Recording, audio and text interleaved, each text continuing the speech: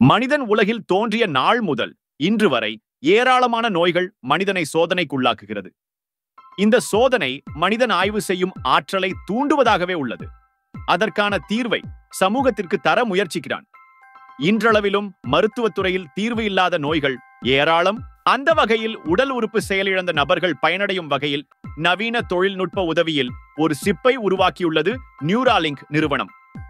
இது தனது ஆய்வை 2006ஆம் ஆண்டு தொடங்கியது.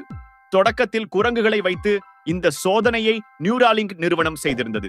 எண்ணங்களை செயல்படுத்தும் வகையில் மூளைக்கும் கணினிக்குமான இன்டர்ஃபேஸ் இணைப்பை உருவாக்கும் வகையிலான சிப்-ஐ மனிதனின் மூளையில் பொருத்தி சோதனையை மேற்கொண்டு வருகிறது. கடந்த ஜனவரியில் முதல் முறையாக சோதனை அடிப்படையில் பக்கவாத நோயால் பாதிக்கப்பட்ட 29 வயதான நோலண்ட் என்ற நபருக்கு சிப் பொருத்தப்பட்டது.